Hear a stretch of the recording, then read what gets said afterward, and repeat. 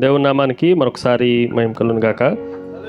కూడి వచ్చిన మీ అందరికీ ప్రత్యేకమైన వందనాలు తెలియజేస్తున్నాను. వేదిక మీద ఉన్న దేవుని సేవకులందరికీ కూడా ప్రత్యేకమైన వందనాలు తెలియజేస్తున్నాను. వాక్యదానం కొరకు మత్తయి సువార్త 2వ అధ్యాయం మొదటి 3 వచనాలు. రాజైన హేరోదు దినముల యందు యూదయ దేశపు బెత్లెహేములో యేసు పుట్టిన పిమ్మట ఇదిగో తూర్పు దేశపు జ్ఞానులు యెరూషలేమునకు వచ్చి, యూదుల రాజుగా పుట్టినవాడు ఎక్కడున్నాడు? తూర్పు దిక్కున మేము ఆయన నక్షత్రమును చూచి ఆయనను పూజింపవచ్చితిమి అని చెప్పిరి. హేరోదు రాజు ఈ సంగతి వినినప్పుడు అతడును అతనితో కూడా యెరూషలేము వారందరూ కలవరపడిరి. దేవుడి మాటలను దీవించిన గాక. చదవబడిన వాక్య భాగంలో నుండి ఈ రాత్రికాల సమయంలో కొన్ని మాటలు జాగ్రత్తగా ఆలోచన చేద్దండి. చాలామందికి క్రిస్మస్ అంటే అర్థం తెలుసు, అందులో ఎటువంటి సందేహం లేదు. క్రైస్ట్ మాస్, క్రీస్తుని ఆరాధించటం, క్రీస్తుని పూజించటం.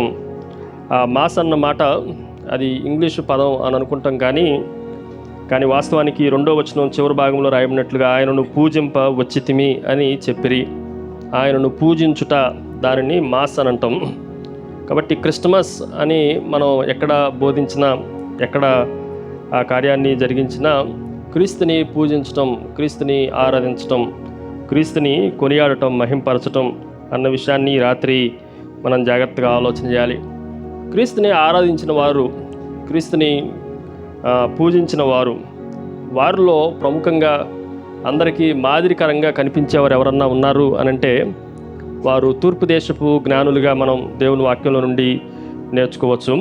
ఈ రాత్రికాల సమయంలో తూర్పు దేశపు జ్ఞానుల దగ్గర నుండి ప్రభుని ఎలాగో ఆరాధించాలో 1-2 విషయాలు మాత్రమే మీకు జ్ఞాపకం చేస్తాను. జాగ్రత్తగా దేవుడి మాటలు మనం జాగ్రత్తగా ఉందండి.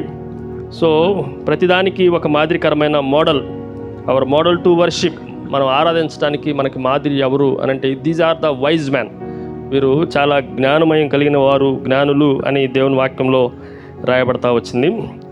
సో ఈ రాత్రి చాలా సందర్భాల్లో మనం ఎక్కడ ఫెయిల్ అవుతున్నామో, ఎక్కడ విఫలమైపోతున్నామో, దేవుడు దేన్ని కోరుకుంటున్నాడో కొంచెం రాత్రి ఆలోచన చేయాలి. ఈ రాత్రి ఒకవేళ దీనికి పేరు పెట్టుకోవాలంటే కమ్ టు వర్షిప్. దేనికి వచ్చారంట వారు చెప్పండి? యెరూషలేముకి దేనికి వచ్చారు అనంటే ఆయనను పూజించడానికి, ఆరాధించడానికి. తెలుగు తర్జుమాలో పూజించడానికి అని రాయబడింది, కానీ ఇంగ్లీష్లో వర్షిప్ అనే మాటే రాయబడతా వచ్చింది అన్ని వర్షన్లో. కాబట్టి ఈ రాత్రికాల సమయంలో జాగ్రత్తగా ఆలోచన చేస్తే యేసుక్రీస్తు ప్రభువుని ఆరాధించటం ప్రప్రథమైపోవాలి. ఈ రాత్రి కొంచెం జాగ్రత్తగా ఆలోచన చేయండి. వర్షిప్ క్రైస్ట్ ప్రైమరీలీ, లేదంటే మెయిన్లీ, చీఫ్లీ ఆయనను ఆరాధించటం మనకి అదే ప్రాముఖ్యత, ప్రాధాన్యత అవ్వాలి. ఇది ఈ రాత్రి మనం జాగ్రత్తగా ఆలోచన చేయాల్సింది. చాలా సందర్భాల్లో ప్రభు దగ్గరికి వస్తున్నాం, చాలా సందర్భాల్లో కూడికలకు వస్తున్నాం, చాలా సందర్భాల్లో సమావేశాలకు వస్తున్నాం, చాలా సందర్భాల్లో మందిరాలకు వస్తున్నాం. కానీ మన ప్రయారిటీ, మన ప్రాధాన్యత ప్రభు మీద ఉండదు. కానీ రాత్రి మనం జాగ్రత్తగా ఆలోచన చేస్తే వారి ప్రాధాన్యత అంతా, వారి ఏకాగ్రత అంతా ఎవరి మీద ఆధారపడి ఉంది అనంటే యేసుక్రీస్తుని పూజించడం మీద, ఆరాధించడం మీదనే వారు కాన్సన్ట్రేషన్ చేస్తూ వచ్చారు. ఈ సత్యాన్ని కొంచెం జాగ్రత్తగా మనం ఆలోచన చేద్దండి. చూడండి, 1-2 వచనాల్లో నుండి రాత్రి కొంచెం జాగ్రత్తగా మీకు వాక్యాన్ని జ్ఞాపకం చేస్తాను. 2వ వచనము ఇలాగ రాయబడింది, యూదుల రాజుగా పుట్టినవాడు. ఇది నాకు తెలిసి అందరికీ కంఠస్థ వాక్యం అయి ఉండాలి. దాన్ని అంతసేపు ఆలోచన చెప్పారంటే నిజంగా మీకు క్రిస్మస్ శుభాకాంక్షలు. మరొకసారి జాగ్రత్తగా చూడండి, యూదుల రాజుగా పుట్టినవాడు వాడెక్కడున్నాడు? యూదుల రాజుగా పుట్టినవాడు ఎక్కడా? ఇది కొంచెం జాగ్రత్తగా ఈ రాత్రి మనం ఆలోచన చేయాల్సిన విషయం. జ్ఞానులు చాలా జ్ఞానం కలిగిన వారు. తూర్పు దేశపు జ్ఞానులు, వాళ్ళు బబులోన్ నుండి, ఇరాన్, ఇరాక్ ఆ ప్రాంతంలో నుండి యెరూషలేం పట్టణంలోకి వచ్చారు. సుమారుగా ఇది యేసుక్రీస్తు జన్మించిన తర్వాత 9 నెలల తర్వాత, 9 నెలల నుండి 1 సంవత్సరం లోపు సంఘటన. అది పుట్టిన రోజునే జరిగిన సంఘటన కాదు ఇది. ఆయన జన్మించిన పిమ్మట అన్న మాట కనిపించింది. చూడండి, మొదటి వచనంలో, రాజైన హేరోదు దినముల యందు యూదా దేశపు బెత్లెహేములో యేసు పుట్టిన పిమ్మట, పుట్టిన రోజును కాదు, పిమ్మట. చాలా సంవత్సరాలు మనం ఆలోచన చేస్తే వాక్యాన్ని, ఇది జరిగిన సంఘటనకి యూదులైన యూదయ దేశంలోని యెరూషలేమునికి తూర్పు దేశపు జ్ఞానులు రావడానికి చాలా టైం పట్టింది. ఆ టైం పట్టిన తర్వాత వాళ్ళు వచ్చి వారు అడిగిన మొట్టమొదటి ప్రశ్న ఏంటి అని అంటే, యూదుల రాజుగా పుట్టినవాడు ఎక్కడా? కొంచెం జాగ్రత్తగా ఈ రాత్రి దేవుని వాక్యాన్ని ఆలోచన చేద్దాం. నేను ఒక 7 ప్రశ్నలు మీకు జ్ఞాపకం చేస్తా, జాగ్రత్తగా వినండి. వాళ్ళు అడగని ప్రశ్నలు ఈ రాత్రి కొంచెం జాగ్రత్తగా మనం ఆలోచన చేయాలి. వాళ్ళు ఏమని అడగలేదంటే, ఇంగ్లీష్లో దే డిడింట్ ఆస్క్ ఎక్కడా అన్న మాట కనిపిస్తుందా? వాళ్ళు ఏమని అడగలేదో కొంచెం జాగ్రత్తగా వాక్యంలో ఈ రాత్రి సేవకులు కూడా ఉన్నారు కాబట్టి ఈ మాటలో జ్ఞాపకం చేయడానికి ఇష్టపడుతున్నాం. సో వాళ్ళు ఏమని అడగలేదు అని అంటే, they didn't ask who is king, రాజు ఎవరు అని అడగల. వాళ్ళు రాజు ఎవరు అని అడగల. అంటే వారికి ఏం తెలుసు అని అంటే, రాజుగా పుట్టినవాడు ఎవడో తెలుసు, రాజుగా జన్మించిన వ్యక్తి ఎవరో తెలుసు. ఆ పుస్తకాలన్నింటిలో వాళ్ళు కలిగి ఉన్న ఖగోళ శాస్త్రానికి సంబంధించిన ఆ నక్షత్రాలన్నింటినీ పరిశీలించి ఎవరు పుట్టారో వాళ్ళకి తెలుసు, ఆయన ఎవరో వారికి తెలుసు. కాబట్టి వాళ్ళు ఏం అడగలేదు అని మనం ఆలోచన చేస్తే, హూ వాజ్ కింగ్, రాజు ఎవరు అని వారు అడగలేదు. కొంచెం జాగ్రత్తగా ఆలోచన చేద్దండి. ఇంతకీ ఈ ప్రశ్న అడిగింది కూడా ఎవరిని అనే మనం ఆలోచన చేస్తే, హేరోదు రాజుని అడుగుతూ ఉండడం.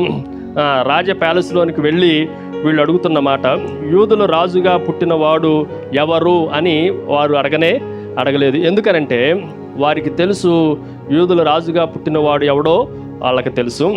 నేను రెండో ప్రశ్న మీకు జ్ఞాపకం చేస్తా. వాళ్ళు ఇంకా ఏం అడగలేదు అని మనం ఆలోచన చేస్తే, they didn't ask when was Born, ఆయన ఎప్పుడు పుట్టాడు అనేది కూడా వాళ్ళు అడగల. ఎప్పుడు పుట్టాడు అని అడిగితే ఆ ప్రశ్నకి వేరే సమాధానం ఉండేది. వాళ్ళు ఎప్పుడు పుట్టాడు అనేది చక్కగా వారికున్న శాస్త్రాలన్నిటి నుండి నక్షత్రము కనిపిడిన మాటను బట్టి పరిష్కారముగా కాలమును కనుగొని వచ్చారు. వారు ఎప్పుడు జన్మించాడో, ఎప్పుడు జన్మించాలి అని దేవుని వాక్యంలో అనేక ప్రవచనాల ద్వారా నిర్మించబడ్డాయో వాటిలన్నింటినీ సంపూర్ణంగా ఈ తూర్పు దేశపు జ్ఞానులు అడిగినట్లుగా మనం చూడవచ్చు. 5-6 వచనాల్లో మనం చదివితే, అంతటా హేరోదు రాజు ఆ జ్ఞానులను రహస్యంగా పిలిపించి ఆ నక్షత్రము కనబడిన కాలము వారి చేత పరిష్కారముగా తెలుసుకొని, ఎప్పుడు పుట్టాడు అన్న ప్రశ్న కూడా వాళ్ళు అడగల. They didn't ask who was Born, ఎవరు పుట్టారు అని అడగలేదు. They didn't ask when was Born, ఎప్పుడు జన్మించాడు అనేది కూడా అడగలేదు. మూడవది, they didn't ask whom he was Born, ఆయన ఎవరికి పుట్టాడు అన్నది కూడా అడగలేదు. యెరూషలేములోనికి వచ్చిన తర్వాత వాళ్ళు యూదుల రాజుగా పుట్టినవాడు ఎవరికి పుట్టాడు, స్త్రీకి పుట్టాడా, పురుషునికి పుట్టాడా, రాయల్ ఫ్యామిలీలో పుట్టాడా, హేరోదు గృహంలో పుట్టాడా, లేకపోతే బెత్లెహేంలో పుట్టాడా, ఎక్కడ పుట్టాడని అడిగారు. కానీ ఎవరికి పుట్టాడు అనేది కూడా వాళ్ళు అడగలేదు. ఎవరికి పుట్టాడు అనేది లేఖనాలన్నిటిలో అనేక పరిస్థితుల్లో కన్యక గర్భవతి అయి కుమారుని కనును, ఆయనకు ఇమ్మానుయేలను పేరు పెట్టబడును. ఎవరికి పుడుతున్నారో కూడా ఎవరికి తెలుసు అని మనం ఆలోచన చేస్తే ఈ జ్ఞానులకు తెలుసు. వాళ్ళు పుట్టినవాడు ఆయన ఎవరో అని అడగలేదు. మొదటిది హూ అనే మాట. రెండోది ఎప్పుడు, వెన్ అనేది ఎప్పుడు పుట్టాడో అడగలేదు. దాని మూడోది హూమ్, ఎవరికి పుట్టాడో వారు అడగలేదు. 4వ ప్రశ్న కూడా మీకు జ్ఞాపకం చేస్తాం. హౌ హీ వాజ్ బోర్న్, ఆయన ఎలా పుట్టాడు అన్నది కూడా వారు అడగలేదు. కొంచెం జాగ్రత్తగా ఈ రాత్రి జాగ్రత్తగా వినండి. హౌ వాజ్ హీ బోర్న్, ఆయన ఎలా పుట్టాడు అంటే పరిశుద్ధాత్మ చేత ఆయన గర్భవతి అయినది అన్న విషయాన్ని ఎరిగిన వాళ్ళు. గర్భవతి ఎలా పుడుతుందండి, ఎలాగూ పురుష సంబంధం లేకుండా ఎలా పుడుతుంది అనేది జ్ఞానం కలిగిన వారు ఆలోచించాల. ఎందుకు అనంటే ఈ ఆలోచనలన్నీ ఎవరు ఆలోచిస్తున్నారంటే ఇప్పుడున్న ప్రపంచంలో తత్వవేత్తలు, జ్ఞానము కలిగిన వారు, స్కాలర్స్, అద్భుతమైన పరిశోధన చేసేవారు చెప్పే మాట ఏంటి అని అంటే, అసలు ఎలా పాసిబుల్ అవుతుంది, పురుషుడు కలగకుండా స్త్రీకి గర్భం ఎలాగూ దాల్చుతుంది, ఈ సత్యాన్ని వీరు ఎరిగారు. కార్యము దేవుడు వలన జరుగుతుంది, ఆయన ఎలా పుట్టబోతున్నాడో అన్న విషయాన్ని ఎవరికి తెలుసు అని మనం ఆలోచన చేస్తే ఎవరికి తెలుసు చెప్పండి, అందరూ చెప్పండి, ఎవరికి తెలుసు? అది జ్ఞానులకు తెలుసు. ఈ విషయాన్ని కూడా కొంచెం జాగ్రత్తగా మనం ఆలోచన చేయాలి. మరొక ప్రశ్న మీకు జ్ఞాపకం చేస్తాం. వై వాజ్ బోర్న్, ఆయన ఎందుకు పుట్టాడు అన్న ప్రశ్న కూడా వాళ్ళు అడగలేదు. ఈరోజు ప్రభు ఎందుకు పుట్టాడు చెప్పండి, యేసుక్రీస్తు అనేక పర్యాయాలు చెప్పిన మాట, నశించిన దాన్ని వెతికి రక్షించుటకు మనుష్య కుమారుడు ఈ లోకమునకు వచ్చినన్న వాక్యము నమ్మదగినది. సాతానును వాని క్రియలను ఓడించడానికే ప్రభు వచ్చాడు. ఈ లోకంలో నుండి, పాపం నుండి, శాపం నుండి, ఉగ్రత నుండి మనల్ని విడిపించడానికే వచ్చాడు. రక్షకుడు అన్న మాటను మనం జాగ్రత్తగా ఆలోచన చేస్తే, యేసు అన్న మాట అర్థం ఏంటి చెప్పండి? రక్షకుడు. రక్షకుడు దేని నుండి రక్షించేవాడు అని మనం ఆలోచన చేస్తే, పాపముల నుండి, శాపము నుండి తన ప్రజలను విడిపించేవాడు కనుక ఆయనను రక్షకుడు అంటున్నాం. కాబట్టి వీళ్ళు ఏం అడగలేదు అనంటే, ఎందుకు ఈ రాజు పుట్టాడు అన్న విషయాన్ని కూడా వాళ్ళు అడగట్లేదు. మీరు ఇక్కడ ఉన్నారా? మొట్టమొదటిది వాళ్ళు ఏం అడగలేదు, రాజు ఎవరు, హూ అనేది అడగలేదు. రెండోది ఎప్పుడు పుట్టాడు అనేది కూడా అడగలేదు. మూడోది ఎవరికి పుట్టాడు అనేది కూడా అడగలేదు. నాలుగోది ఎలా పుట్టాడు అన్నది కూడా అడగలేదు. దాన్ని ఐదోది వై, ఎందుకు పుట్టాడు అన్నది కూడా అడగలేదు. దాన్ని ఆరో ప్రశ్న మీకు జ్ఞాపకం చేస్తాం, ఆయన పేరేంటి, ఆయన టైటిల్స్ ఏంటి అన్నది కూడా అడగలేదు. ఇంతకీ ఈ రాజు పేరేంటి, వాట్ ఈజ్ ది నేమ్, ఆయన పేరేంటి, వాట్ అన్న పదాన్ని కూడా జాగ్రత్తగా ఆలోచన చేస్తే, ఇంతకీ ఈ రాజు ఎలాంటి వాడు, ఆయన టైటిల్స్ ఏంటి అన్న పదాన్ని కూడా, ఆ ప్రశ్నను కూడా అడగలేదు. ఈ రాత్రి కొంచెం జాగ్రత్తగా దేవుని వాక్యాన్ని వినాలి. కానీ ఏమడిగారు వాళ్ళు? మీకు ఇప్పుడు అర్థమైందా? వాళ్ళు ఏమేమి అడగలేదో మనం జాగ్రత్తగా ఆలోచన చేస్తే, ఆయన ఎవరో ఆయన అడగలేదు, ఆయన ఎక్కడ ఎప్పుడు జన్మించాడో అడగలేదు, ఎలా జన్మించాడో అడగలేదు, ఎందుకు జన్మించాల్సి వచ్చిందో అడగలేదు, ఆ తర్వాత ఎవరికి జన్మించాడో అడగలేదు, చివరికి ఆయన పేరేంటి, ఆయనకున్న నేము, ఫేము, టైటిల్స్ ఆయనకి దాని గురించి కూడా వాళ్ళు ప్రస్తావించలేదు. వాళ్ళు అసలు పెట్టిన టైటిల్లో ఒక టైటిల్ ఏంటంటే, వాళ్ళు నక్షత్రాలను బాగా చదివిన వాళ్ళు కదా, ఒక నక్షత్రానికి క్రైస్ట్ స్టార్ అని పేరు పెట్టేశారు. ఆ నక్షత్రం పేరే ఏం పేరు అని చెప్పండి? అది ఆయన నక్షత్రం. అలాంటి వాళ్ళు టైటిల్స్ని, భూమి మీద ఇచ్చే టైటిల్స్ని అడగాల్సిన అవసరం వాళ్ళ దగ్గర లేదు. కానీ వాళ్ళు ఏమడిగారు అని అంటే, యూదుల రాజుగా పుట్టినవాడు ఎక్కడా? కొంచెం జాగ్రత్తగా వినండి. ఆది కాండంలో దేవుడు అడిగిన ప్రశ్న, ఆదాము నువ్వెక్కడా? క్రొత్త నిబంధన ప్రారంభంలో మొదటి పుస్తకంలో జ్ఞానులు అడిగిన మొట్టమొదటి ప్రశ్న ఏంటంటే, బైబిల్లో క్రొత్త నిబంధనలో మొదటి ప్రశ్న ఏంటంటే, యూదుల రాజుగా పుట్టినవాడు ఎక్కడ? ఇప్పుడు కొంచెం జాగ్రత్తగా కంపారిజన్ చేద్దాం. చూడండి, మొదటి ఆదాము, ఇక్కడ కడపటి ఆదాము. ఆదాముని ఎందుకు అడిగిండు దేవుడు? ఆదాము నువ్వు ఎక్కడ అని తెలీదా? ఆదాముని ఎక్కడ పెట్టిండో దేవుడు తెలీదా? ఏదైనా వనం ఎక్కడుందో తెలీదా? కానీ సమస్తము ఎరిగిన వాడు ఎలాంటి పరిస్థితుల్లో ఆదాముని దేవుడు అడగాల్సిన ప్రశ్న వచ్చిందో, ఇక్కడ కూడా ఎలాంటి పరిస్థితుల్లో యూదులు జ్ఞానులు హేరోదు రాజుని యూదుల రాజుగా పుట్టినవాడు ఎక్కడ అని అడుగుతున్నారో కొంచెం జాగ్రత్తగా ఆలోచన చేయండి. ఆదాముని దేవుడు ఎందుకు ప్రశ్నించాడంటే, ఆదాము నిన్ను రాజుగా నేను నియమించా. ఆదాము అసలు ఎలాంటి వాడు అని అంటే, ఆదాము రాజే, యేసుక్రీస్తు ప్రభు రాజే. ఈ మాటను కొంచెం జాగ్రత్తగా ఆలోచన చేద్దండి. మొదటి అధ్యాయం, ఆదికాండం మొదటి అధ్యాయంలోనికి రండి. ఆదికాండం మొదటి అధ్యాయం 28వ వచనంలో, ఆదికాండం మొదటి అధ్యాయం 28వ వచనం, దేవుడు వారిని ఆశీర్వదించి ఎట్లనగా, మీరు ఫలించి అభివృద్ధి పొంది విస్తరించి భూమిని నిండించి దానిని లోపరుచుకొనడి, సముద్రపు చేపలను, ఆకాశ పక్షులను, భూమి మీద ప్రాకు ప్రతి జీవిని ఏలుడి. ఆ మాటను జాగ్రత్తగా ఆలోచన చేస్తే, హేరోదు ఏలుబడి చేస్తున్న రోజులు, ఇది ఆదాము ఏలుబడి చేస్తున్న రోజులు. దేన్ని ఏలుతున్నాడు అంటే, సముద్రము అందులో ఉన్న వాటినన్నిటినీ, ఆకాశము అందులో ఉన్న వాటన్నిటినీ, భూమి అందులో ఉన్న వాటన్నిటినీ ఏలే రూలవర్, ఆయనను పరిపాలించే పరిపాలకుడు, ఆయన రాజు. కానీ ఆ రాజు ఎక్కడ ఫెయిల్ అయ్యాడు అని మనం జాగ్రత్తగా ఆలోచన చేస్తే, సమస్తాన్ని నీ చేతిలోకి ఉంచితే నువ్వేం చేసినవంటే సాతానికి తాకట్టు పెట్టిను. ఓ ఆదాము నువ్వు ఎక్కడున్నావో తెలుసా? ఆదాము ఎక్కడున్నావు అని అంటే, దేవుని మాటకు లోబడక సమస్తాన్ని పాపములోనికి నెట్టేసే పరిస్థితుల్లో ఉన్నాం. ఇప్పుడున్న రాజు యేసుక్రీస్తు ప్రభు ఎక్కడా అని వాళ్ళు అడుగుతున్నారంటే, ఇదిగో ప్రపంచం అంతా పాపములో నిండిపోయింది, పాపంలో నుండి విడిపించే రక్షకుడు ఎక్కడా అని వాళ్ళు అడుగుతున్నారు. జాగ్రత్తగా వినండి. పాపం చేయటం వల్ల ఆదాము లోకంలోనికి మరణాన్ని తీసుకొని వచ్చిండు.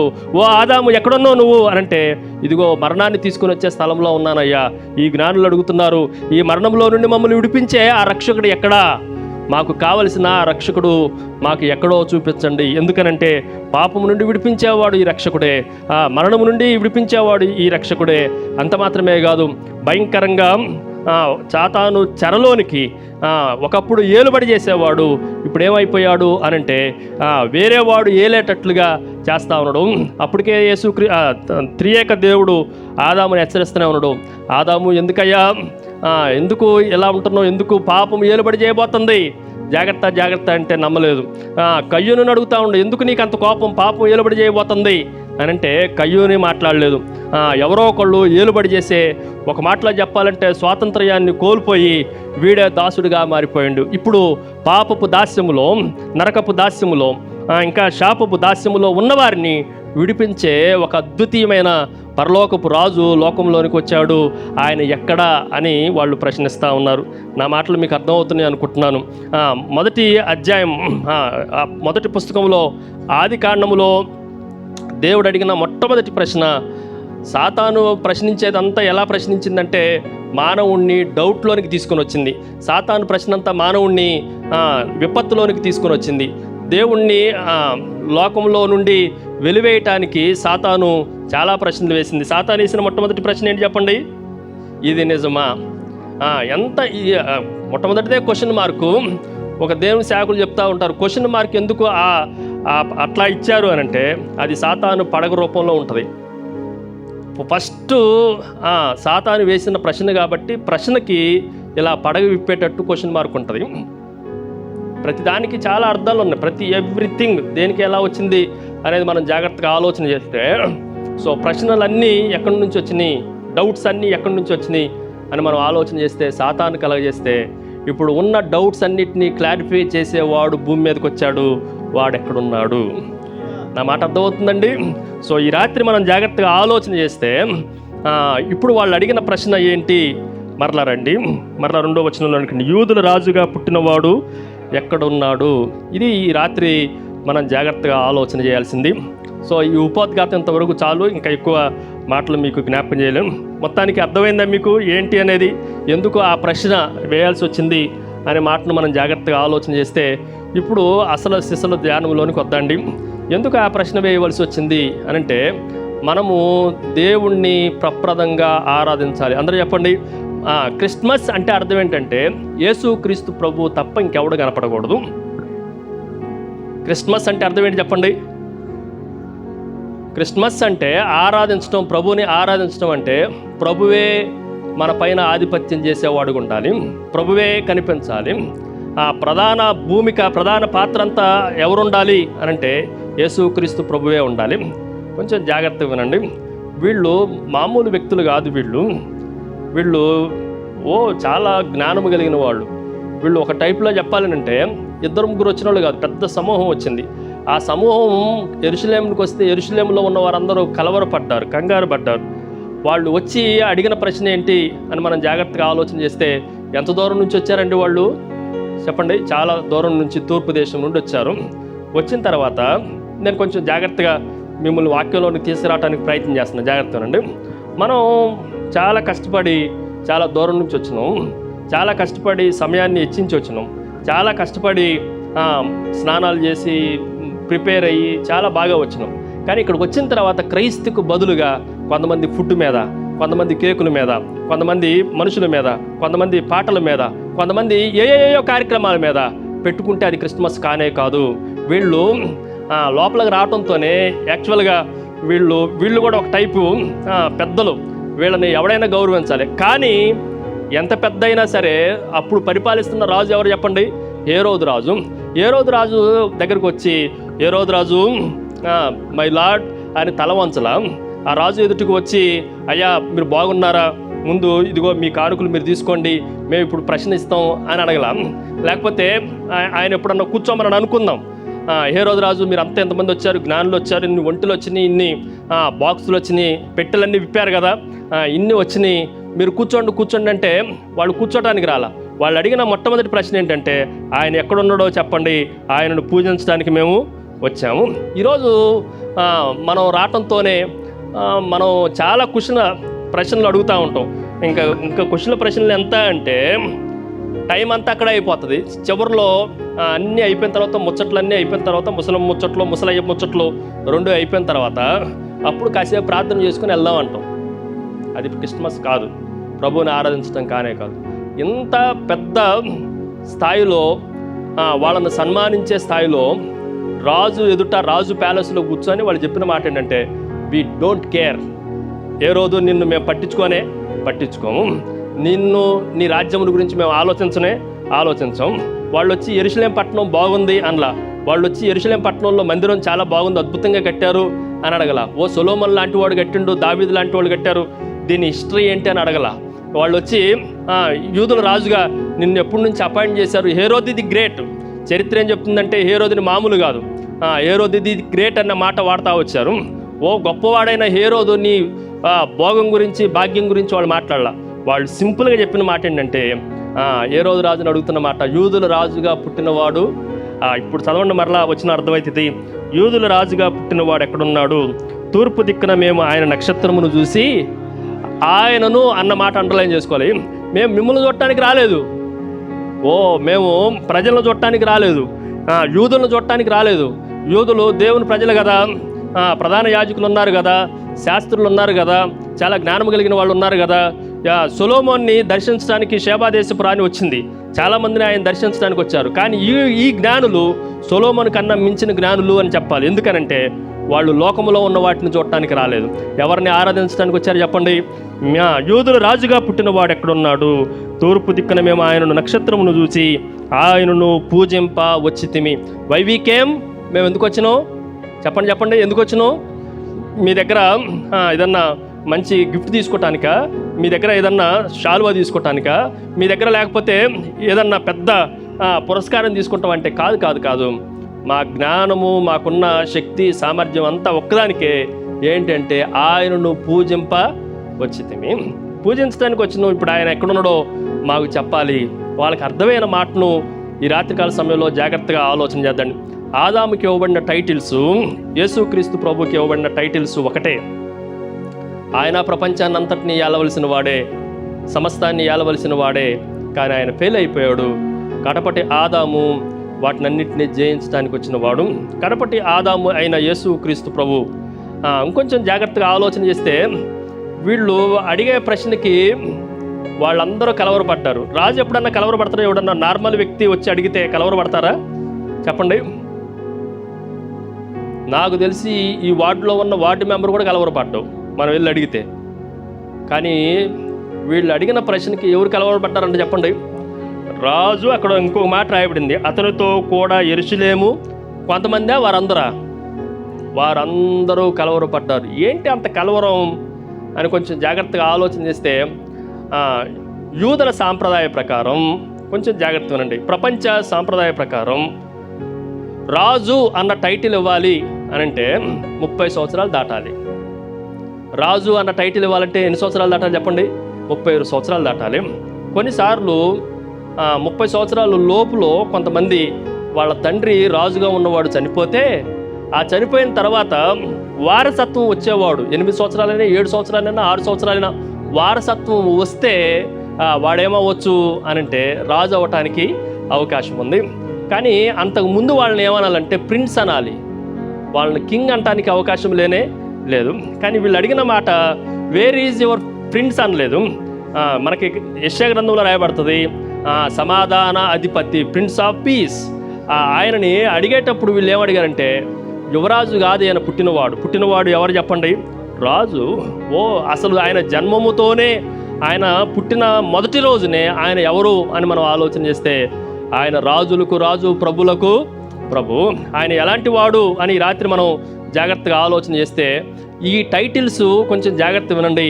ఒకవేళ యూదుల్ని కానీ, అన్యులను కానీ, లోకంలో ఉన్న శాస్త్రవేత్తలను కానీ ఎవరైనా సరే బైబిల్లో జ్ఞానులు వచ్చి ప్రభువుని సందర్శించకపోతే ప్రభు పుట్టుకను గురించి బైబిల్లో కానీ బయట గ్రంథాల్లో కానీ రాయటానికి అవకాశం ఉండేది కాదు. దేవుడు ఎంత జ్ఞానము కలిగిన వాడు అని అంటే ఎవరిని తీసుకొని వచ్చాడు చెప్పండి? జ్ఞానులు తీసుకొని వచ్చాడు. ఆ జ్ఞానులు నడిచిన ఆ నడక ఇప్పటికే ఉంది. వాళ్ళు దర్శించినది ఇప్పటికీ ఏ రోజు సామ్రాజ్యంలో వాళ్ళ రికార్డ్స్లో ఇప్పటికి ఉన్నాయి. వాళ్ళు వచ్చి సైన్ చేసిన సంతకాలు ఇప్పటికే ఉన్నాయి. ఇవన్నీ ఉన్నాయి కనుకనే యేసుక్రీస్తు భూమి మీద జన్మించాడు అన్న సత్యాలు చారిత్రకంగా మనకి అర్థమవుతా ఉన్నాయి. కొంచెం ఈ రాత్రి మనం జాగ్రత్తగా ఆలోచన చేస్తే యేసుక్రీస్తు ఎలాంటి రాజో వాళ్ళు ఎందుకు అంత దూరం నుండి రావాల్సి వచ్చిందో ఒక 7 విషయాలు త్వరగా మీకు జ్ఞాపకం చేస్తా, జాగ్రత్తగా వినండి. నెంబర్ 1, మొట్టమొదటిది ఆయన ఎవరు అనంటే it is a prophetic king. అందరు రాసుకోండి జాగ్రత్తగా దేవుని మాటలు.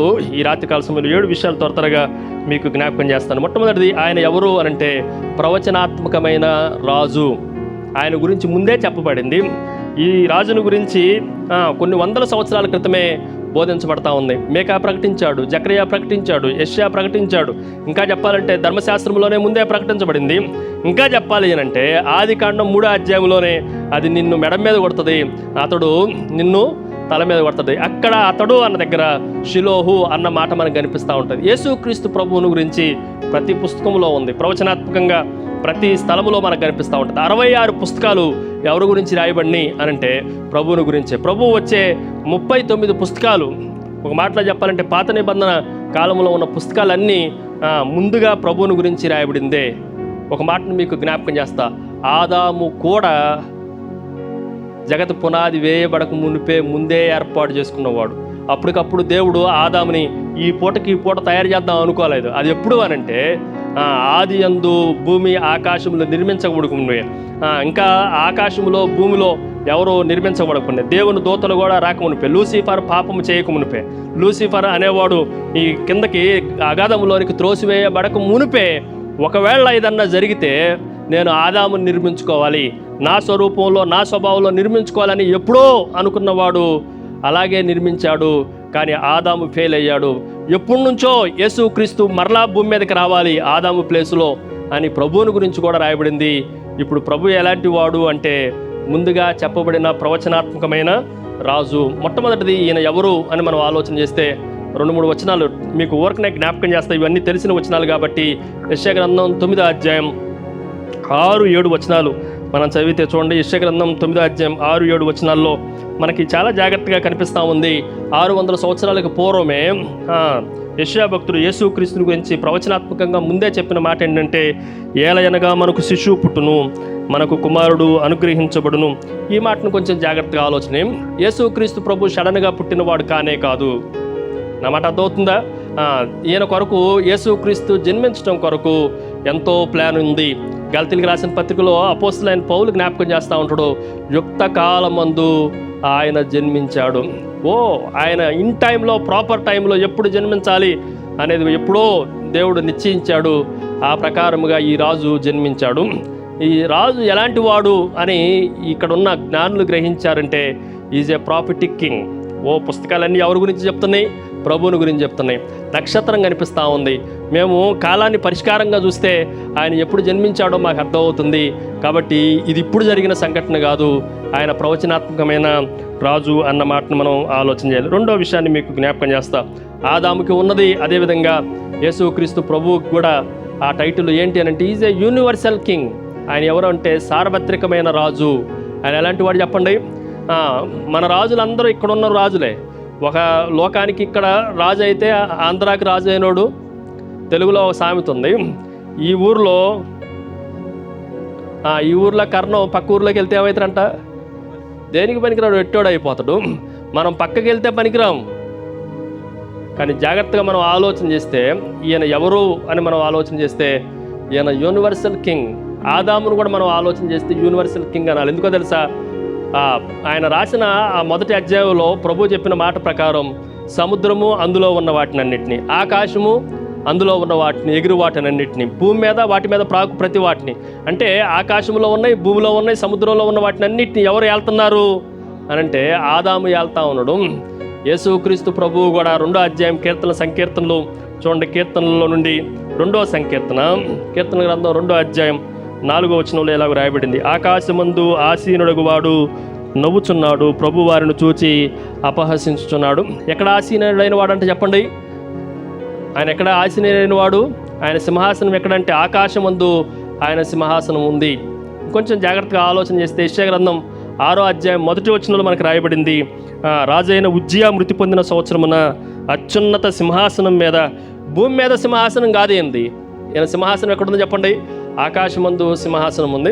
అప్పుడప్పుడు మానవుడు ఏమనుకుంటుందంటే కీర్తన గ్రంథం 2వ అధ్యాయం మనం చదివితే ఇదంతా మనకి సంబంధించిన కీర్తన లాగానే ఉంటుంది. అన్ని జనులు ఎలా అల్లరి రేపిరి, వారు దేవుని మీద ఎలాగూ మాట్లాడతారండి, మనం వెళ్ళి కట్లు తెంపుదాం రండి, ఆయన పాశములు విడగొడదాం రండి అని ఒకరితో ఒకటి చెప్పుకుంటున్నంట. ఈ మాటలు విని ఆకాశం ముందున్న దేవుడు ఏం చేస్తున్నాడు చెప్పండి? నవ్వుచున్నాడు. మీకు అర్థమయ్యే భాషలో ఒక మాట చెప్తా. ఒక 4 చేమలు రోడ్డు మీద వెళ్తా ఉన్నాయంట. ఎన్ని చేమలు? 4 చేమలు వెళ్తుంటే, రోడ్డు మీద వెళ్తుంటే ఏనుగడ్డ వచ్చిందంట. ఏమడ్డ వచ్చింది? ఏనుగడ్డ వచ్చిందంట. ఈ 4 ముందు ఉన్నోళ్ళు ఇద్దరు, వెనకున్నోళ్ళు ఇద్దరు చెప్పుకుంటున్నారంటే, అరే మనం వస్తుంటే వీడు వస్తాడో వీడిని చంపేస్తానంటుందంట. ఎవరు? ముందు చేమ అంటుందంట. వెనకున్నాడు వద్దొద్దులే, హత్య చేయటం అంత మంచిది కాదు, వద్దొద్దులే అందంట. రెండో వాడు వెనకున్నాడంట, సరే చంపకపోతే చంపని 4 కాళ్ళు తీసేస్తా వీడిది అంటుందంట. ఎవడు? రెండో చేమవాడు. వాడు వెనకున్నాడు అనంట, 4 కాళ్ళు చేయటం ఎందుకులే, మనకెందుకులే, కాళ్ళు వద్దు ఏమొద్దు అని అంటే, ఇంకోటి అంటాడంట, ముందు తొండం వెనక తోక 2 కట్ చేస్తా, నన్ను వదిలేస్తాను. 4వ అంటే ఇదంతా ఎందుకులే అనుకొని వాళ్ళంతా కంక్లూజన్ చేసుకుంది ఏంటంటే, ఈ రోజుకు వాడిని విడిచిపెడుతున్నామని పక్క నుంచి వెళ్ళిపోయారంట. అప్పుడప్పుడు మానవుడు ఏమనుకుంటుందంటే, మేము దేవుడిని ఏమైనా చేయగలం అనుకుంటాం. ఇక్కడ యేసుక్రీస్తు ప్రభు ఈ రాజును కూడా హేరోదు ఏమనుకుంటుందంటే, 2 సంవత్సరాల వయసులో ఉన్న వాడిని అందరిని చంపించేస్తే యేసుక్రీస్తు ప్రభు కూడా చచ్చిపోతాడు అనుకున్నాడు. కానీ ఈ రాజు లోకంలో ఉన్న రాజు కాదు, ఈజ్ ఏ యూనివర్సల్ కింగ్. ఆయన ఎలాంటి వాడు అని అంటే, ఆయన టచ్ చేయటానికి కూడా హేరోదు జల్లెడబట్టిన బెత్లెహేము స్వల్ప గ్రామం, మహా ఉంటే 2000 మంది పిల్లలు ఉండే గ్రామం. 2000 ముందు ఉండే పిల్లల్లో 2000 మంది సైనికులు వచ్చి వెతికినా ఎవరు కనపడలేదు చెప్పండి? మరియా, యేసోబు, యేసుక్రీస్తు ప్రభు కనబడలేదు. ఎందుకంటే is the king over the Herod. హేరోదు పైన కూడా రాజు ఎవరంటే యేసుక్రీస్తు ప్రభువే. ఈ మాటను కొంచెం జాగ్రత్తగా ఆలోచన. మన ఇష్టం వచ్చినట్లుగా మనం బిహేవ్ చేయడానికి కుదరదు. అందుకే జ్ఞానులు చెప్తున్న మాట ఏంటంటే, ఓ హేరోదు నిన్ను పట్టించుకోవాల్సిన అవసరం కూడా లేదు. మేము పూజించడానికి వచ్చింది ఎవరిని? యేసుక్రీస్తు ప్రభువుని కాకుండా మీటింగ్కి వచ్చి దేని మీద మన ఆశలు, దేని మీద మన ఫోకస్ ఉన్నా అది ప్రభువుని ఆరాధించడం క్రిస్మస్ కానే కాదు. ఈ విషయాన్ని కొంచెం జాగ్రత్తగా ఆలోచన. మొట్టమొదటిది ప్రాఫిటిక్ కింగ్. నెంబర్ 2, రెండోది చెప్పండి, ఆయన ఎలాంటి వాడు అంటే సార్వత్రిక రాజు. దాని 3వ విషయాన్ని మీకు జ్ఞాపకం చేస్తాను. ఆయన ఎలాంటి వాడు అనంటే ఆల్మైటీ కింగ్. ఆయన ఎలాంటి వాడు అనంటే సర్వశక్తుడైన దేవుడు. ఆయన సర్వశక్తుడైన రాజు. తిమోతికి రాసిన పత్రికలో అపోస్తలుడైన పౌలు మనకి జ్ఞాపకం చేస్తున్నమాట చూడండి. తిమోతికి రాసిన పత్రిక 6వ అధ్యాయం 15వ వచనంలో, మొదటి తిమోతికి రాసిన పత్రిక 6వ అధ్యాయం 15వ వచనం ఎలాగూ రాయబడింది? శ్రీమంతుడును అద్వితీయుడును సర్వాధిపతి. ఏమని రాయబడిందండి? సర్వాధిపతి. అధిపతి అన్నమాట తెలుగులో కనిపించింది, కానీ ఇంగ్లీష్లో చాలా అద్భుతంగా ఉంటుంది. ఆ తర్వాత చదువుతున్న చూడండి, సర్వాధిపతి అయిన దేవుడు ఉన్నారు ఎక్కడ మీరు? యుక్త కాలంలో యందు ఆ ప్రత్యక్షతను కనపరుచును. ఆ సర్వాధిపతి రాజులకు రాజును, ప్రభువులకు ప్రభువునై ఉన్నాడు. అబ్బా ఎంత అద్భుతమైన మాట అంటే, ఈయన ఎలాంటి వాడు అంటే ఆల్మైటీ కింగ్. ఆయన ప్రకటన గ్రంథంలో కూడా 19వ అధ్యాయం 16వ వచనంలో రాయబడింది, రాజులకు రాజును, ప్రభులకు ప్రభును అను నామము ఆయన వస్త్రం మీదను తొడ మీదను రాయబడి ఉన్నది. ఈయన సర్వాధికారి అయిన రాజు. భూమి మీద అధికారం ఉంది, సముద్రం మీద అధికారం ఉంది, గాలి మీద అధికారం ఉంది. ఈ రాజు ఎలాంటి వాడంటే, ఈయన కంట్రోల్లో లేనిది ఏదీ లేదు. రెండోది, ఈయన కంట్రోల్లో ఎవడో ఉండడు. ఎవడ కంట్రోల్లో ఉండేవాడు కాదు యేసుక్రీస్తు ప్రభు. Everything in his hand. ఆయన చేతిలోనే సమస్తము ఉండాలి. ఈ మాటను కొంచెం జాగ్రత్తగా ఆలోచన చేయండి. ఒకప్పుడు ఈ ఆల్మైటీ కింగ్గా ఆదాముని దేవుడు ఏర్పాటు చేసుకుంటూ, ఆదాము ఏం చేసిందంటే, ఎక్కడయ్యా అంటే ఎక్కడో ఉండాలండి అన్న పరిస్థితిలోనికి వెళ్ళిపోయింది. కానీ మరలా మనల్ని దేవుడు ఏం చేస్తుందంటే రాజులైన యాజకులుగా చేస్తూ ఉండు. అప్పుడు ఆదాముకి ఎంత శక్తి ఉందో, యేసుక్రీస్తు ప్రభు ఎంత సామర్థ్యం కలిగిన వాడో, తిరిగి ఆయన యందు ఎవరైతే రక్షింపబడ్డారో, పాపములన్నీ కడిగి ఆయనలో ఎవరైతే తిరిగి జన్మించారో, మనల్ని కూడా రాజులుగా ఆయన నియమించగలడు. ఈ మాటను కొంచెం జాగ్రత్తగా ఆలోచన. మొట్టమొదటిది ఆయన ప్రవచనాత్మకమైన రాజు. రెండోది చెప్పండి ఆయన సార్వత్రికమైన రాజు. దాని 3వది ఈజ్ ఎ ఆల్మైటీ కింగ్. ఆయన సర్వశక్తుడైన రాజు. ఇంత శక్తి కలిగిన వాడు. ఆయన ఇంకా ఎలాంటి వాడు అంటే ఈజ్ ఎ హంబుల్ కింగ్. ఆయన ఎలాంటి వాడు అంటే దీనుడైన రాజు. ఆయన ఎలాంటి వాడు చెప్పండి? జకర్యా గ్రంథం 9వ అధ్యాయం 9వ వచనంలోను, ఆ తర్వాత మనకి మత్తయి సువార్తలోనే మత్తయి గారే రాస్తున్న మాటలను జాగ్రత్తగా ఆలోచన చేస్తే చూడండి. జకర్యా గ్రంథం 9వ అధ్యాయం 9వ వచనంలో, సియోను నివాసులారా బహుగా సంతోషించుడి. యెరూషలేము నివాసులారా ఉల్లాసముగా ఉండుడి. నీ రాజు నీతిపరుడును రక్షణ గలవాడును దీనుడై గాడిదను గాడిద పిల్లను ఎక్కి నీ యొద్దకు వచ్చుచున్నాడు. ఇదే మాటలు మనం మట్టల ఆదివారం రోజున చదువుతాం. ఈయన ఎలా వచ్చాడు చెప్పండి? గుర్రం మీద రాలా. ఒకరోజు గుర్రం మీద రాబోతున్నాడు. ఆయన రాజుగా రాబోయేటప్పుడు రెండోసారి రాబోతున్నప్పుడు ధవళ గుర్రం మీద, తెల్ల గుర్రం మీద ఆయన రాబోతున్నాడు. ఆ గుర్రం మీద వచ్చినప్పుడు మనం ఎవడం తట్టుకోలేను. కానీ ఇప్పుడు ఎలా వచ్చాడు అని అంటే ఎలా వచ్చాడు చెప్పండి? దీనుడై గాడిదను గాడిద పిల్ల మీద ఆయన అధిరోహించి వస్తూ ఉన్నాడు. కానీ దీనత్వము ఎవరు నేర్చుకోలేదు అని అంటే దీనుడిగా ఉండటానికి ఆదాము ఇష్టపడలేదు. కానీ యేసుక్రీస్తు ఎంత దీనుడిగా ఉన్నాడు అని అంటే ఫిలిప్పీయులకు రాసిన పత్రికలో అపోస్తలుడైన పౌలు రాస్తుడు, ఆయన సిలువ మరణం పొందినంతగా రిక్తునిగా చేసుకొని తన్ను తాను తగ్గించుకున్నాడు. ఆయన దీనత్వము కలిగిన వాడు, ఆయన సాత్వికుడు, మిక్కిలి సాత్వికుడు అని రాయబడతా వచ్చినాయి. ఈరోజు మనం జాగ్రత్తగా ఆలోచన చేస్తే ఈయన చాలా దీనత్వము కలిగిన రాజు. అందుకే ఎక్కడి నుండి ఎక్కడికి వచ్చారు అని అంటే వాళ్ళు తూర్పు దేశంలో నుండి ఎక్కడికి వచ్చారు చెప్పండి? యెరూషలేము పట్టణంలోనికి వచ్చారు. ఈ రాత్రి కొంచెం జాగ్రత్తగా దేవుని మాటలు ఉందండి. మొట్టమొదటిది ఆయన ఎవరు, ఏ రాజు అని చెప్పారండి? ప్రవచనాత్మకంగా ముందే చెప్పబడిన రాజు. రెండోది ఆయన ఎలాంటి వాడు అని అంటే యూనివర్సల్ కింగ్, ఆయన సార్వత్రికమైన రాజు. దెన్ మూడోది ఈజ్ ఎ ఆల్మైటీ కింగ్, ఆయన ఎలాంటి వాడు అంటే సర్వశక్తుడైన రాజు. దెన్ నాలుగోది ఈజ్ ఎ హంబుల్ కింగ్, ఆయన దీనుడైన రాజు. దెన్ ఐదో విషయాన్ని మీకు జ్ఞాపకం చేస్తాను. ఆయన ఎలాంటి వాడు అనంటే పాడైపోయిన పతనం అయిపోయిన మనల్ని ప్రేమించిన వాడు. Is a loving king. ఆయన ఎలాంటి వాడు అని మనం ఆలోచన చేస్తే కీర్తనాకారుడు రాస్తూ క్రొత్త నిబంధనలో ఉన్న నూతన వధువును గురించి రాస్తూ ఆయన రాసిన మాట కీర్తన గ్రంథం 45వ కీర్తన 11వ వచనంలో, ఈ రాజు నీ ప్రభువు, అతడు నీ సౌందర్యమును కోరినవాడు, అతనికి నమస్కారము చేయము. ఎవరిని ప్రేమించాడు, ఎవరిని కోరుకున్నాడు అనంటే ఎఫెసీయులకు రాసిన పత్రిక 5వ అధ్యాయంలో మనకు కనిపిస్తూ ఉంటుంది.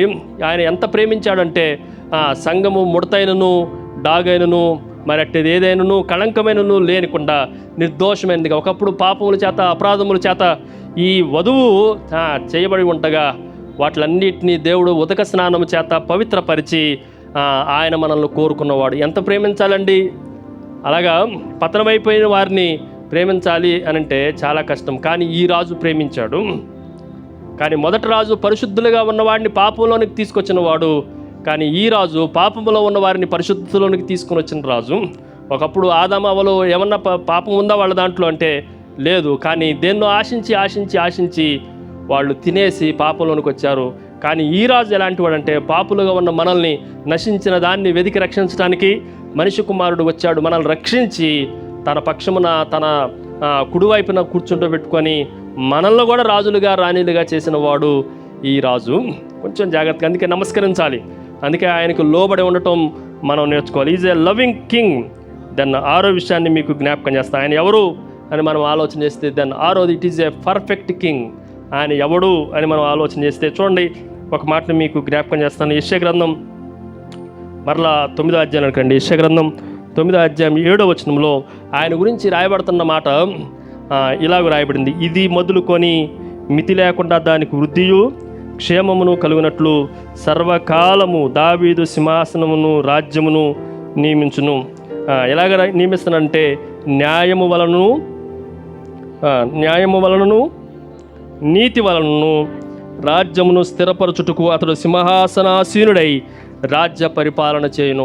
ఎంత అద్భుతమైన పర్ఫెక్ట్ కింగ్ అంటే ఆయన రాజరికం, ఆయన సింహాసనం నుండి ఏమి ఉంటుంది అని అంటే అంతా న్యాయమే ఉంటుంది. అంతా ఏముంటుంది చెప్పండి? అంతా న్యాయమే. కానీ యేసుక్రీస్తు ప్రభుని అందరూ అన్యాయం చేశారు. కానీ ప్రభు ఎలాంటి వాడంటే నీతి వలనను న్యాయము వలనను ఆయన రాజ్యమును స్థిరపరచును. అందుకే హెబ్రీలకు రాసిన పత్రిక 1వ అధ్యాయం 7-8 వచనాల్లో హెబ్రీ గ్రంథకర్త కూడా చెప్తున్న మాట మనం చదువుతున్నా చూడండి. హెబ్రీలకు రాసిన పత్రిక 1వ అధ్యాయం 7-8 వచనాల్లో ఆయన తన దూతలను వాయువులుగాను తన సేవకులను అగ్నిజ్వాలలుగా చేసుకుని వాడు అని తన దూతలను గురించి చెప్పుచున్నాడు. కానీ తన కుమారుని గురించి అయితే, దేవా నీ సింహాసనము నిరంతరము నిలుచును, నీ రాజ్యదండము న్యాయార్థమైనది నీతితో పరిపాలించేది. దీన్ని ఏమని చెప్పానంటే ఈజ్ ఎ పర్ఫెక్ట్ కింగ్. తెలుగులో చెప్పాలి అంటే పరిపూర్ణమైన రాజు అనాలి, కానీ నాకు నచ్చలా అది. చాలా మొత్తం చూస్తే ఒక మంచి మాట నాకు నచ్చింది. అదేంటంటే లోపము లేని రాజు. రాజు పర్ఫెక్ట్ కింగ్ అంటే ఏంటి చెప్పండి? ఏ లోపము లేని రాజు. ఆయన రాజ్యములో ఎక్కడ చిన్న లోపము కూడా కనిపించదు. ఆయన పరిపాలనలో చిన్న లోపము కూడా కనిపించదు. అందరి రాజ్యాలు మనం చూసినాం. ఇప్పుడు ప్రజలు పరిపాలించుకునే రాజ్యాన్ని కూడా మనం చూస్తున్నాం. ఈ రాజ్యాలన్నీ అన్ని చోట్ల అన్యాయము, అనీతిమంతం మనకు కనిపిస్తూ ఉంటుంది. కానీ ఆయన పరిపాలించే రోజు ఒకటి రాబోతుంది. ఆ రాజ్యం ఎలాంటిది అని అంటే ఏ లోపము లేని రాజు. ఈ మాటను కొంచెం జాగ్రత్తగా ఆలోచన చేయాలి. దాన్ని ఫైనల్లీ ఎందుకు వాళ్ళు యెరూషలేముకి వచ్చారు, ఎందుకు ఆయన్నే పూజిస్తున్నాం అంటున్నారు అని అంటే, ఏ రోజు రాజు నువ్వు 2 రోజులు ఉంటావు, 3వ రోజు చచ్చిపోతావు. కానీ ఈయన ఎలాంటి వాడంటే ఈజ్ ఎ పర్మనెంట్ కింగ్. ఆయన ఎవరంటే శాశ్వతమైన రాజు. ఎప్పటి వరకు శాశ్వతంగా ఉంటాడు అని అంటే ఇప్పుడు చదువుకున్న 9వ అధ్యాయం 7వ వచనంలో కానీ, లేదంటే ఏప్రిల్ రాసిన పత్రికలో కానీ చూడండి. మరలా అదే వచనాన్ని నేను చదువుతున్న. యెషయా గ్రంథం 9వ అధ్యాయం 7వ వచనంలో ఇది మొదలుకొని మితి లేకుండా అంటే చెప్పండి. మితి లేకుండా అంటే ఏంటి చెప్పండి? కొలత లేకుండా, పరిమితి లేకుండా, సరిహద్దులు లేకుండా, క్షేమమును వృద్ధియును కలిగినట్లు సర్వకాలము, అందరూ చెప్పండి ఏ కాలం అంట? సర్వకాలము దావీదు సింహాసనమును రాజ్యమును లాస్ట్లో కూడా మనం చదివితే ఆయన రాజ్యమును ఎలా పరిపాలిస్తున్నట్టే న్యాయముల వలన నీతి వలన రాజ్యమును స్థిరపరచుటకు అతను సింహాసనాసీనుడై రాజ్యపాలన చేయును. తర్వాత ఏప్రిల్ రాసిన పత్రిక 1వ అధ్యాయం 7-8 వచనాల్లో కూడా నేను చదువుతున్నా చూడండి. దూతల గురించి చెప్పిన మాట అయిపోయిన తర్వాత అతడు కుమారుని గురించి అయితే తీశారండి. 1వ అధ్యాయం 7-8 వచనాలు. అతడు కుమారుని గురించి అయితే, దేవా నీ సింహాసనము ఎప్పుడు దాకా ఉంటుందంటే చెప్పండి? ఎంత నిరంతరం అంటే ఒక మాట చెప్తాను. పంచభూతాలు మిక్కుటమైన వేండ్రంతో కాలిపోయినా, ప్రపంచాలన్నీ కనుమరుగైపోయినా, కరోనాలో మనుషులందరూ ఎగిరిపోయినా, కరువు కాటకాల్లో వరదల్లో ఊర్లు మొత్తం కొట్టుకుపోయినా, కేరళలో ఒక ఊరు కొట్టుకుపోయింది, వైనాడ్ అనేది. అసలు ఒక గ్రామం కొండ మీద నుంచి చెడిపోయిందో తెలియదు.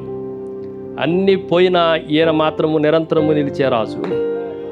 ఈ రాజుని మనం పూజించాలి, ఆయనను పూజించాలి. ఆయన్ని ప్రైమరీగా ఆయనను పూజించటమే ప్రాధాన్యత అని పెట్టుకోవాలి. అదే క్రిస్మస్. అంతేగాని యెరూషలేముకి వచ్చి అబ్బా రాజు నువ్వు భలే ఉన్నావు అని రాజును పొగడటానికో, హేరోదు రాజు నువ్వు చాలా శక్తిమంతుడు అని ఆయన్ని పొగడటానికో, యెరూషలేం పట్టణానికి వచ్చి యెరూషలేంను చూడటానికో, లేదా యెరూషలేంలో అంతకుముందున్న సొలొమోనో దావీదో ఎవరినో చూడటానికో వాళ్ళు రాలా. వాళ్ళు ఎవరిని చూడటానికి వచ్చారు చెప్పండి? యూదుల రాజుగా పుట్టినవాడు ఎక్కడున్నాడని అడిగారు. వాళ్ళు చెప్తున్న మాట ఏంటంటే, తూర్పు దిక్కున మేము ఆయన నక్షత్రమును చూచి ఆయనను పూజింప వచ్చితిమి. ఈరోజు మనం ప్రభువు దగ్గరికి ఎందుకు రావాలి అంటే, క్రిస్మస్ యొక్క అసలు సిసలు ఉద్దేశం ఏంటనంటే, ఆయన మనల్ని వెతుక్కుంటా వచ్చాడు. నశించిన దాన్ని వెతికి చెప్పండి రక్షించుటకు మనుష్య కుమారుడు భూలోకమునకు వచ్చను. ఈ వచ్చను అన్నమాట ఆయన వచ్చాడు, కానీ మానవుడు ఆయన దగ్గరకు రాలేకపోతున్నాడు. కానీ మొట్టమొదటి మనుషులు మనందరికీ మాదిరికరంగా ఉన్న గొప్ప తెలివి కలిగిన వాళ్ళు, ఎందుకు తెలివి కలిగిన వాళ్ళు జ్ఞానులు అన్న టైటిల్ వాళ్ళకి ఇవ్వబడిందంటే, వాళ్ళు ప్రభువుని కనుగొన్నారు, అందును బట్టే వాళ్ళని జ్ఞానులు అన్నారు. ప్రభువుని ఆరాధించారు, అందుకే వాళ్ళు జ్ఞానులు అయ్యారు. దూరం నుంచి యెరూషలేం పట్టణానికి దేన్నో చూడటానికి రాలేదు, ప్రభువును చూడటానికి వచ్చారు, అందును బట్టి వాళ్ళు జ్ఞానులు అనబడ్డారు. ఈరోజు మనం అజ్ఞానుల వలె కాక జ్ఞానుల వలెగా ఉండాలంటే ప్రభువుని మాత్రమే మనం కలిగి ఉండాలి, ప్రభువుకు మాత్రమే ప్రయారిటీ ఇవ్వాలి. మన జీవితాల్లో ఇంకా దేనికి ప్రయారిటీ ఉండకూడదు, దేనిని మనము ప్రయారిటీ ఇవ్వాలి. మొట్టమొదటిగా ఎవరిని చూడాలి? ప్రారంభంలో కానీ చివరిలో కానీ ఎప్పుడైనా సరే మన జీవితంలో ప్రభువుకి ప్రథమ స్థానం ఇవ్వాలి. అలా ప్రథమ స్థానం ఇస్తేనే ఆ పుట్టినరోజుని ఏమంటామంటే క్రిస్మస్ అంటాం. అంతేగాని క్రిస్మస్లో ఏమవుతుందో తెలుసా? నేను తప్పు పట్టట్లేదు, కానీ తప్పు పట్టడానికి నేను చెప్తున్నా. క్రిస్మస్లో ఏముంటుందంటే కేకులు ఉంటున్నాయి, క్రిస్మస్లో శాంతాక్లాజా ఉంటుంది, క్రిస్మస్లో డ్యాన్సులు ఉంటున్నాయి, క్రిస్మస్లో ఈ మధ్యలో బోర్లు అవన్నీ ఉంటున్నాయి, క్రిస్మస్లో డెకరేషన్లు ఉంటున్నాయి. ఇంకా క్రిస్మస్లో ఏముంటున్నాయి చెప్పండి? మంచి ఫుడ్ ఉంటుంది. ఈ మధ్యకాలంలో ఏలూరులో ఒక దాని దగ్గరికి వెళ్తే నేను చూశాను, డైరెక్ట్గా క్రిస్మస్కి స్పెషల్గా డ్యాన్సులు వేసేవాళ్ళు పిలిపించారు. రికార్డింగ్ డ్యాన్సులు ఉన్నాయి. క్రిస్మస్లో డీజేలు ఎక్కువైపోయినాయి, కానీ క్రిస్మస్లో ఎవరు లేరు తెలుసా? క్రీస్తు లేడు. There is no Christ in Christmas. కానీ ఈ రాత్రికాల సమయంలో జాగ్రత్తగా ఆలోచన చేస్తే జ్ఞానులు చేసింది ఏంటంటే ఎవరిని కేర్ చేయాలి, డోంట్ కేర్. మేము హేరోద్ దగ్గరకు వచ్చి యూదుల రాజుగా పుట్టినవాడు ఎక్కడ ఉండ, కమాన్ టెల్ మీ.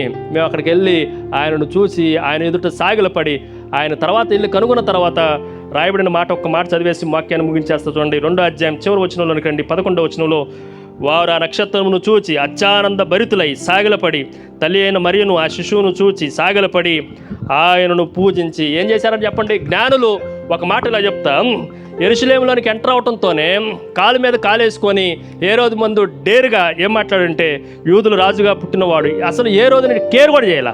కానీ ఒక్క సంవత్సరం వయసు లేని యేసుక్రీస్తు ప్రభు ఆ బెడ్ మీద నుంచి కూడా లెగుస్తుడో లేకూడో తెలియదు, కానీ ఆయన ఎదుట మాత్రము సాగిలపడి, ఎంత అద్భుతం అండి. ఆయన ఎదుట కనీసం కేవలం లెగవలేదు ఈ రాజులు, కానీ ఇక్కడ చూస్తే ఆయన ఎదుట సాగిలపడి ఎవరైబడిని చెప్పండి, ఆయనను పూజించి తమ పెట్టెలు విప్పి బంగారము సాంబ్రాన్ని బోళమును కానుకలుగా ఆయనకు సమర్పించారు. ఆయన తీసుకొనటానికి సామర్థ్యం కలిగిన వాడు కాకపోయినా సంవత్సరం వయసులో ఉన్నవాడైనా వాళ్ళు సమర్పించారు, పెట్టెలు విప్పారు. అంతకుముందు యెరూషలేం పట్టణంలోకి వెళ్తే వీళ్ళు కేవలం నోరులు మాత్రమే విప్పారు, ఎక్కడున్నాడని చెప్పారు అని అడిగారు తప్ప, కానీ ఇక్కడికి వస్తే పెట్టెలు కూడా విప్పారు. ఈరోజు కొంచెం జాగ్రత్తగా ఆలోచన చేయండి. యేసుక్రీస్తుని ప్రాధాన్యత ఇవ్వకపోతే ఇంకా ఏదైనా సరే యేసుక్రీస్తు ప్లేసులో ఏది వచ్చి ఆ స్థానంలో ఉన్న అది క్రిస్మస్ కానే కాదు. క్రిస్మస్ అంటే అర్థం ఏంటి అంటే ప్రభువే ప్రప్రథమంగా ఆరాధించబడటం. మన సంఘాల్లో, మన కుటుంబాల్లో, మన ఎన్సీసీలో మనం జరిగే ప్రతి దాంట్లో ప్రభు ప్రప్రథముడుగా ఉండి ఆయనే పూజింపబడునుగాక, ఆయనకే సాగిలపడదుముగాక.